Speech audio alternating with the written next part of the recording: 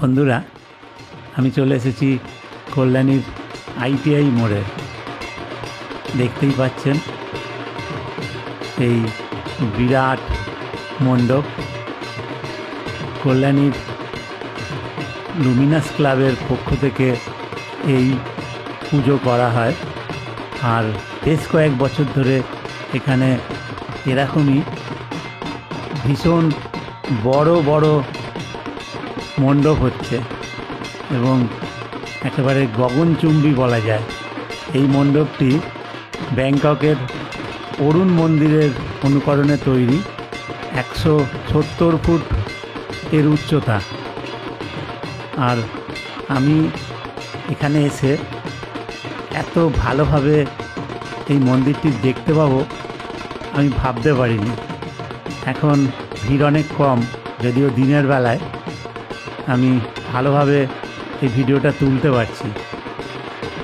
এখানকার যে পরিবেশ, বিরাট এই মাঠের মধ্যে এই পুজোটা হয়, সেই জন্য অনেকটাই জায়গা পাওয়া যায়। প্রতি বছর এখানে আমি আসি। আমি আজকে চলে এলাম এই সুন্দর মণ্ডপটি আপনাদের দেখাবো বলে।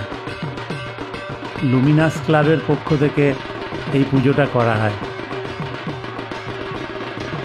সম্পূর্ণ কড়ি, ঝিনুক এইসব দিয়েই এই মণ্ডপ সাজানো হয়েছে, আর অত্যন্ত ডিটেলের সঙ্গে সাজানো হয়েছে। সূক্ষ্ম সূক্ষ্ম সব কাজ, যতই দেখি অবাক লাগছে। কয়েকশো শ্রমিক কয়েক মাস ধরে এই মণ্ডপ তৈরি করেছেন। নিখুঁত সব কাজ দেখুন। আমি যতটা সম্ভব আপনাদের দেখানোর চেষ্টা করছি। আর সন্ধেবেলায় এলে অনেক ভালো লাগবে, সেটা তো খুবই স্বাভাবিক। আমি নিশ্চয়ই আসব, সেই ভিডিও আপলোড করার ইচ্ছা রইল আমার। আমরা প্রত্যেক বছর সপরিবারে আসি, আজকে আমি একা চলে এসেছি। মানে উৎসাহ আর ধরে রাখতে পারছিলাম না।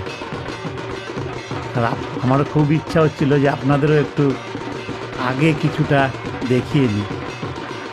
আমি দেখতে দেখতে মণ্ডপের ভেতরে একেবারে মায়ের কাছে চলে এসেছি। নিখুঁত কাজ দেখুন, যেমন আলোকসজ্জা সেরকম মন্দিরের ভেতরকার সাজসজ্জা, সব কিছুই যেন মানানসই।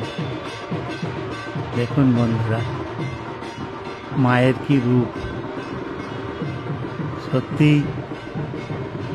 এই কল্যাণীর আইটিআই মোড়ের লুমিনাস ক্লাবের দুর্গাপূজা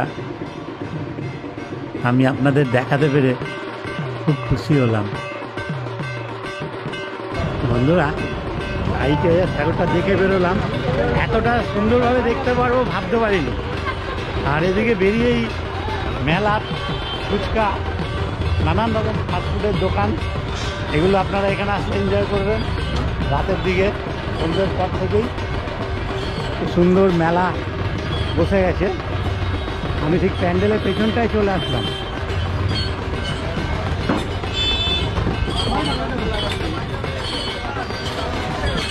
যাই হোক বন্ধুরা, আমার এই ভিডিও আপনাদের কেমন লাগলো অবশ্যই কমেন্ট বক্সে লিখে জানাবেন। ভিডিও ভালো লাগলে লাইক, শেয়ার, সাবস্ক্রাইব করবেন। আবার দেখা হবে খুব শীঘ্রই অন্য ভিডিওতে। ভালো থাকবেন বন্ধুরা, ধন্যবাদ।